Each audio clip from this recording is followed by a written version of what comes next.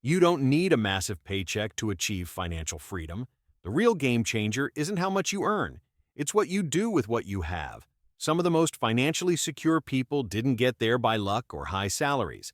They simply learned how to take control of their money, one step at a time. And that's exactly what you're about to do. Over the next 6 months, you're going to follow a clear, actionable plan that turns chaos into clarity and habits into wealth. But none of that can happen until you stop avoiding your finances and start facing them head on. So let's start where it all begins. Month 1, face your finances. Ever heard of the ostrich effect? It's when people avoid looking at uncomfortable truths, especially about money. Maybe you've ignored your bank account after a shopping spree or skipped opening a credit card bill. That's the ostrich effect in full swing. But avoiding your finances doesn't make the problems go away. It only lets them grow. The moment you confront them, though, everything changes. You move from fear to clarity. So this month is about taking back control. Start by tracking 4 key numbers. 1. Net income, what you actually bring home after taxes. 2. Essential expenses, rent, utilities, groceries, transport, the basics. 3. Future savings, any money already set aside for investing or saving. 4. Discretionary spending, the fun stuff, dining out, streaming services, etc. Yes, it might sting to see where your money's really going. But this knowledge is your first big step toward financial freedom. Use a spreadsheet or an easy-to-use app. I even have a free tracker linked below to guide you through it. Month 2. Build a 1-month safety net. Your mission this month? Save up 1 month's worth of those core living expenses you just calculated.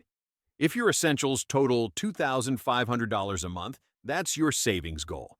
Now, this might feel like a stretch, but trust me, this one step alone puts you ahead of most people financially. Why? Because saving feels like a loss to the brain. We crave instant rewards. But here's a mindset shift. You're not cutting back, you're buying your freedom. So go all in. Cancel the subscriptions you rarely use. Swap takeout for home-cooked meals. Pause non-essential shopping. And if 1 month isn't realistic, stretch it to 2. But don't drag it out unless it's truly necessary. The quicker you build this buffer, the sooner you gain real control over your money. Month 3. Crush debt, build protection. Time to address debt and set up an emergency fund. Many people try to save and pay off debt simultaneously, but get nowhere fast. Why? Because not all debt is created equal. Categorize your debts. Good debt, like a mortgage or student loans. Bad debt, like high-interest credit cards or personal loans. Rank them by interest rate. Anything above 8%, make it your top priority. Channel every extra dollar, calculated from your month 1 tracker, into wiping out those expensive debts. Once the high-interest ones are gone, shift focus to your emergency fund. Save 3 to 6 months' worth of essential expenses.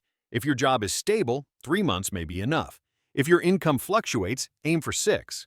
Keep this fund in a high-yield savings account, accessible but not tempting to spend. It's your financial safety net, and it's worth the peace of mind. Month 4, begin investing early. With your emergency fund underway, it's time to start investing, even if it's just a small amount.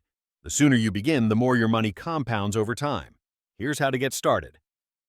1. Claim your employer match. If your job offers a retirement match, take it. It's free money and a guaranteed return.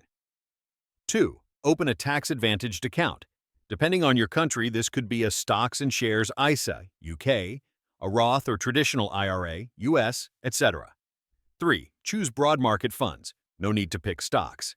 Index funds and ETFs give you instant diversification and solid long-term returns. 4. Balance saving and investing. Keep building your emergency fund while investing at the same time. Start with a 70-30 split, then go 50-50. Once your emergency fund is done, you can go all in on investing. You don't have to be an expert. Just be consistent. Month 5, grow your income. Earning more is one of the fastest ways to accelerate your financial goals. Every job should give you either learning or earning opportunities, ideally both. If it offers neither, it's time for change. Consider negotiating a raise or looking for a higher-paying role. Changing jobs is often the quickest way to boost your income. I've even shared my own salary progression over 9 years in finance to show how it can snowball. And don't stop there. Start a side hustle. Freelance your skills. Sell a service. Even an extra $200, $300 a month can make a massive difference in your savings and investments. Month 6, we're automate and optimize. Finally, let's remove willpower from the equation. Decision fatigue is real, and when life gets busy, we fall back on what's easy. That's why automation is key. Step 1. Set up automatic payments, direct debits for rent, bills, debt payments, everything. This avoids late fees, protects your credit score. Step 2. Automate your savings and investments. Send money to your savings, IRA, or investment accounts the day your paycheck hits. Pay yourself first. What's left is for everyday spending. Use a separate card or account for your fun money to make budgeting frictionless. When the money's gone, it's gone. Step 3. Reassess and adjust. Life changes, and so should your plan. Check if your income increased. Can you now save more?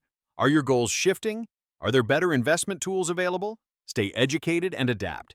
And if you want help staying on track, subscribe.